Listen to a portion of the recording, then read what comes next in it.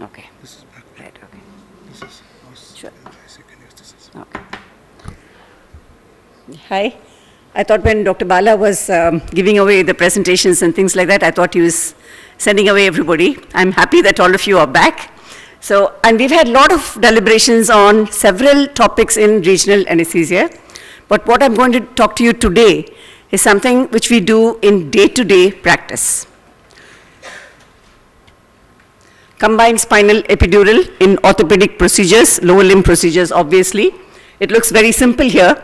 It looks like there's the epidural, there's the spinal, and then there we are, bang, combined spinal epidural.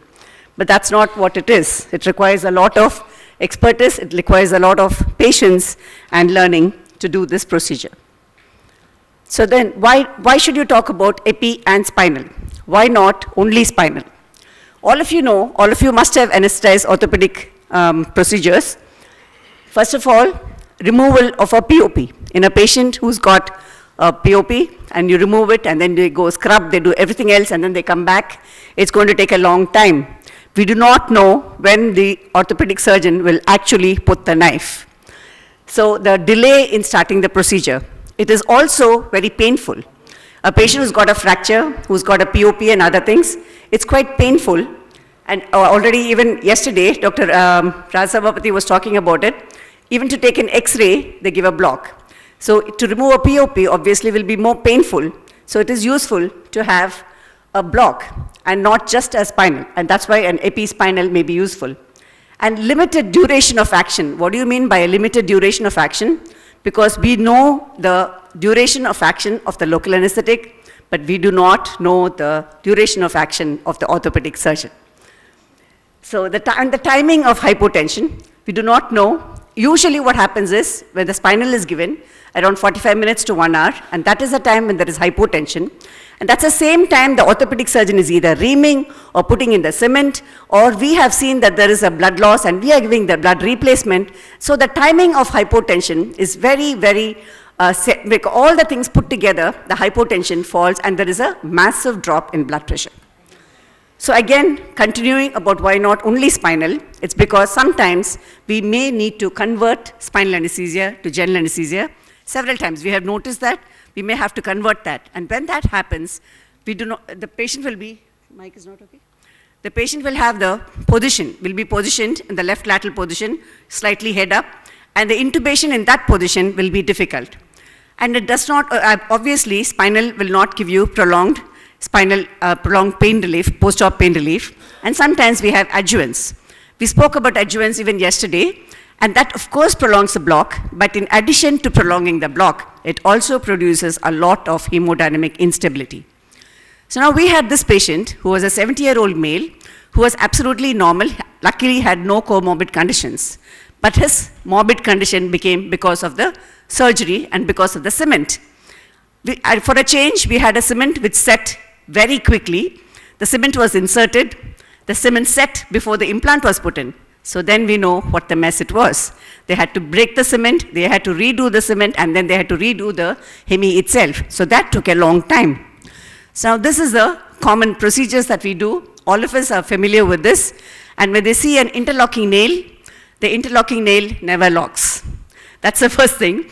And then they start reaming. In fact, once I had an incident where the reamer got stuck inside the femur, and then the assistants tried, and then the professor came. The professor was older than the assistant, but he tried, and then he couldn't get it out. Then he went to his department, referred a few books on how to retrieve the implant, the reamer, had lunch, and then he removed it. And when he removed it, he jumped along with the reamer, and then of course the anesthetist helped and held him up, and he was saved.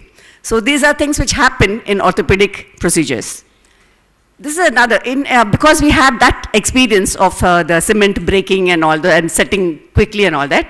Now this time our anesthetist thought, okay, let me put a little more local anesthetic for the spinal, and then she did this, and we gave 3.7 ml, 7.9 ml for a 70-year-old who was all these things. Of course, it should not have been given, but it was given. And then the patient had a profound, prolonged hypotension. So that's why we do not give only spinal. So then why not only epidural?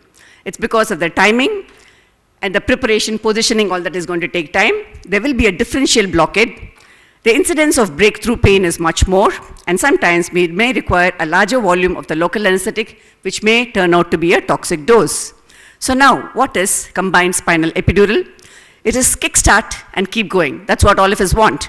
Okay, we want the best features of spinal and epidural, such as the rapid onset, profound block, low drug dosage, titrable levels, ability, everything is there, which we need. In addition, it also avoids the disadvantages of spinal and epidural, such as the unpredictable levels and things like that. So now what is CSE? This is an intentional subarachnoid block and an epidural catheter placement during the same procedure. When you have a new technique, when you have a demanding technique, the complications are also newer. We have more and more complications. Now, these are some of the techniques which people have tried earlier. That is a single pass technique. It was a surgeon. So Resi was a surgeon and tried it in 1937. No catheters were used. And then we had separate needles, and the needle through needle and the combined needles. And this is a epidural in place. And here we have what is called an epi-spin lock. We must have seen this earlier. What happens is, when you give a spinal following an epidural, the spinal needle has no hold anywhere except in the dura.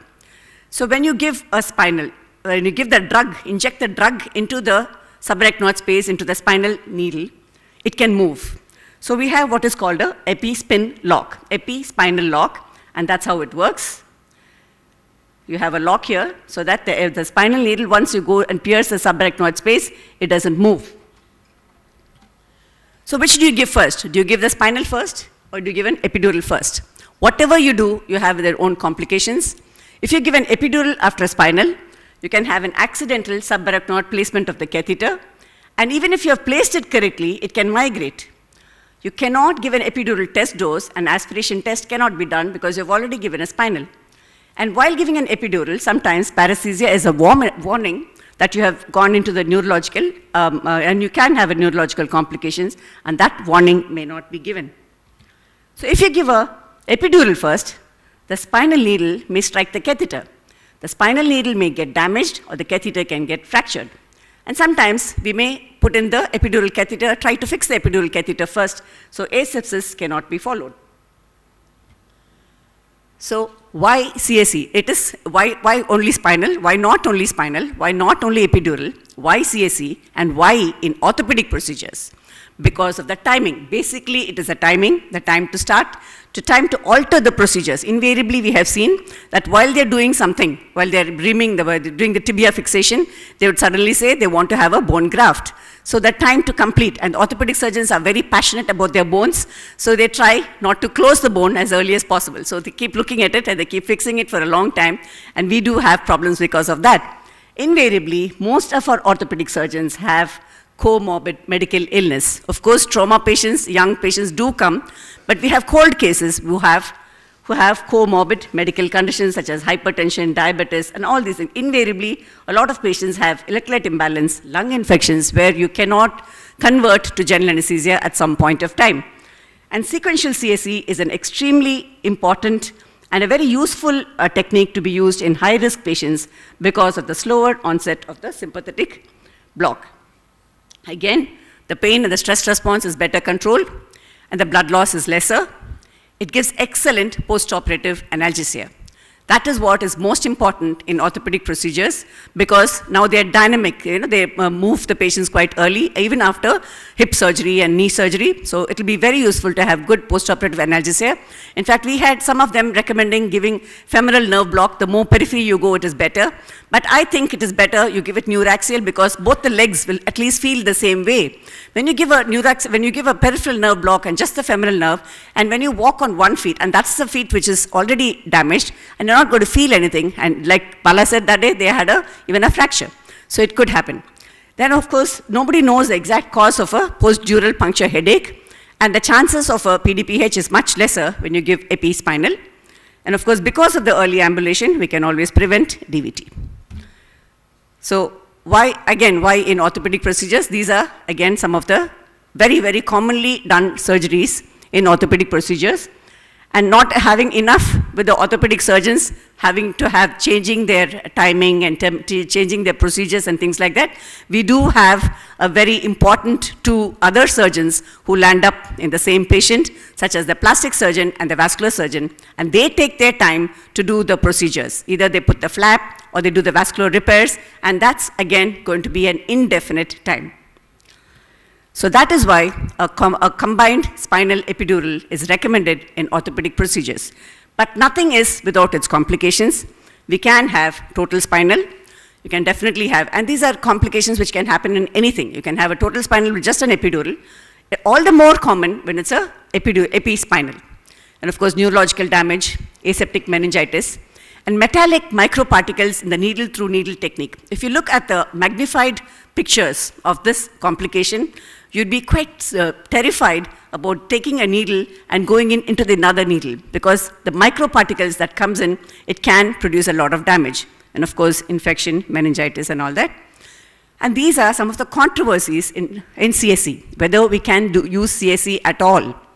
The test dose is the main thing. Everybody is concerned about the test dose, because if you give a spinal before the epidural, you cannot do a test dose. Positioning for a CSE is becoming very difficult. And timing of anticoagulants, people have already spoken about it in detail. Doctor from Hyderabad, he spoke about the anticoagulants, timing of anticoagulants. And rotation of the epidural needle, that's what was discussed in detail, 360 degrees or how do you do it and things like that. It is very difficult. And what we are concerned basically is the drug flux. Because what happens is what is intended for use in the epidural space can move in and go into the subarachnoid space. And when we keep giving epidural top-ups, it becomes spinal top-ups, and the patient can land into total spinal anesthesia. And also the drug that we use depends, the drug flux depends also on the drug that we use. Morphine, for example, will flux much more than bupivacaine. So that's what has been found. So sometimes it's not like it's a perfect technique. Let's use it for all patients who are coming up for orthopedic procedures. Anyway, we don't know how long the surgeon is going to take time. But it's not that. We can fail. Either the epidural can fail in an epispinal, or the spinal can fail in an epispinal. So why do you get a failure of spinal in a CSE? Is because the needle may be too short. We may not have the right size of the needle. Or sometimes it can be too long. Anything which is too short, too long is not good. It should be the right size. And again, as I told you, when we're giving the injection, when you put the spinal needle into the epidural needle, it doesn't stay in the midline. It can move because it has nothing to hold it, except in a needle which has an epispinal lock, epispin lock. In fixing the spinal needle during the drug administration, because the spinal needle is so thin, this spinal needle is so thin, and requires a lot of resistance. It produces a lot of resistance, and so you give it with some force. So we may not put the drug in correctly into the subarachnoid space. And the dural puncture itself may be very difficult because the needle is too fine, and we cannot appreciate the puncture that has gone into the subarachnoid space. So again, there's a failure of epidural in CSE. Why do the epidural fail in CSE? It's because of all these factors.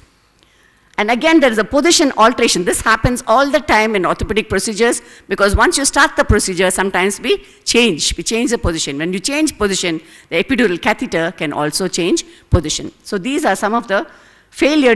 It's not that it's not a 100% success rate. They can have a failure of epidural in combined spinal epidural. So in conclusion, I'd like to say that combined spinal epidural achieves rapid onset and profound regional block of what is required of an orthopedic procedure. The ability to modify or prolong the block is what is most desirable, and it gives an excellent post-op analgesia. But what we have to remember is that it is not an isolated epidural. It is a combination. It combines both the epidural and the spinal in such a way that one affects one alters the effect of the other. Again, by providing adequate post-op analgesia and allowing dynamization and allowing the patient to walk early, it prevents complications like DVT and bed sores, which is extremely common in patients with orthopedic procedures, especially in old people. It is technically most challenging, and it is worthwhile mastering the technique. And I don't know how much most of you will agree with me on the talk, but definitely you would agree with me on this point, that it is worthwhile mastering the technique in order to tackle the demanding ortho procedures and the ortho surgeons. So that's what it is. Thank you very much for your patient listening.